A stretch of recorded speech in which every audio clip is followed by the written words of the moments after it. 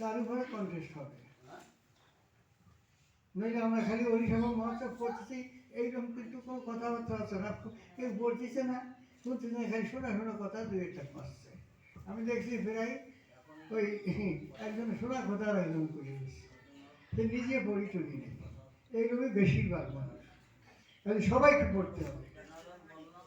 আমার চেয়ে আরেকজন ভালো বোঝে, তার চেয়ে আরেকজন ভালো বোঝে, একই কথা সেই অর্থ আলাদা করতে পারে।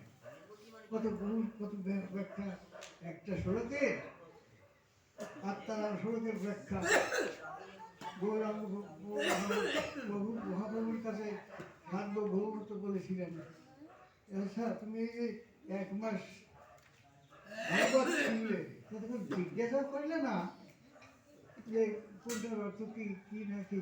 বলে আমার তো তা বলেন নাই, আমাদের ভাগবত শ্রবণ করতে বলেছেন, বলেন আমি একটু সময় এদিক ওদিক মন দিচ্ছি কেন না, তো যদি জিজ্ঞাসা করতে বলেন কেন বলতে পারি, হ্যাঁ বলো এই আত্মার স্বরূপের ব্যাখ্যা করুন। একটা কয় গৌরাঙ্গ মহাবিষ্ণুকে আলু কহবার, আবার বলে সেটা কয় আলু কহবার। এইরূপ প্রায় কতটা কতটা বলেছিল, 18টা ভাবে জবাব দিল আলু কহবার। এই সময় সে শিউরে উঠেছে, 18টা ভাবে জবাব দিতে পারে। পৃথিবীতে এমন পণ্ডিত নাই, সার্বভৌম সর্বশ্রেষ্ঠ পণ্ডিত তিনি কি? শিউরে উঠছিল, বাবা তুমি পারো? হ্যাঁ পারি। উনি ওইটা বাদ দিয়ে 32 রকম অর্থ করলেন।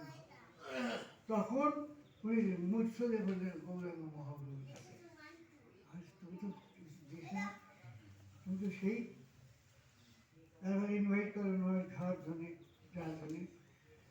কাজেই সবাইকে তো বুদ্ধি আছে, জ্ঞান আছে, তাই জ্ঞান বুদ্ধি দিয়ে ভক্তি আছে, সে একটা সুরক্ষা সুন্দরভাবে ব্যাখ্যা করতে পারে,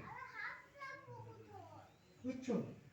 সে বুদ্ধি তোমাদের মধ্যে আছে, কিন্তু বই পড়তে হবে। এখন খালি গলায় ঘরে ঘরে এসে ওই বল দিয়ে চলে গেলে, বাহ হ্যাঁ ও শিষ্য হয়ে গেলে, বাহ তাহলে হবে না, তাহলে হবে না, বই পড়তে হবে, শিখতে হবে। আমি থাকতে থাকতে যেটা না বুঝবো আমরা তো জিজ্ঞাসা করবো, এই যে অর্থটা কি, এখানে কীভাবে লেখা, এগুলো জিজ্ঞাসা করবো। আর হারা গেলে শেষে কার কাছে জিজ্ঞাসা করবো? তোমাকে আগে শিখে যাবে, হ্যাঁ তা করা যাবে না। এই মানব যেন ক্ষণস্থায়ী মানুষ, মানুষে মেশা মানুষের ধর্ম। আমাদের ধর্মটা কি এটা বুঝতে হবে। আমাদের ধর্ম মানুষের সঙ্গে মিলন। কত সমস্যা আছে প্রত্যেকের মধ্যে, সেই সমস্যা বাদ দিয়ে এনার সাথে বসবো। আমার সমস্যা আমার কাছে থাক, এনার ভালো তুমি বসবো। আমার সমস্যা যা আছে আমার মধ্যে থাক, আমার ভালো তুমি ওর ভালো সাথে মিলবো। এইরকম না হলে ভক্ত হওয়া যাবে না। বুঝতে পারছি তো? কঠিন ভাষা তো বলছিস না। আমি সবাই ছোট, কিন্তু যে এটা আমার তো ভালো বোঝে তার সাথে আমার মেশার দোষের কি? ভগবান সবার মধ্যে আছে। এই জন্য ঠাকুর বলছে মানুষের মেশা মানুষের ধর্ম। আমাদের ধর্মটা কি? পরস্পর মিলন, মিশতে হবে, তার সাথে মিশতে হবে। ভগবান কোথায় আছে? ভক্তের কাছে। তোমাদের কাছে ভগবান আছে, মানুষ কোথায় আছে? ভক্তের কাছে মিশে আছে সরলভাবে। কাজে ভক্তির মধ্যে ভগবান, তার সাথে মিশো, অসুবিধে কেন? মিশে যাও, মিশো, সেও মিশুক। ভগবান অভাব হবে না। এই মহাদেহ তো হরিভাব কিসে? পূজার চরিত্র পবিত্র হৃদয় সদা প্রেমানন্দে ভাসে, এই মহাদেহ তার হরির অভাব কিসে? এটা আমি এটাই বলতেছি, মহাসংকীর্তন বলছে, সেগুলো পড়তে হবে।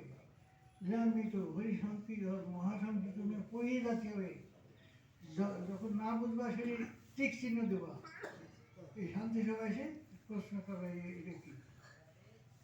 আমি না বলি, আরেকজন রঞ্জিত আছে, ভাটি আছে, বলবে, একজন এক হয়েই যাবে।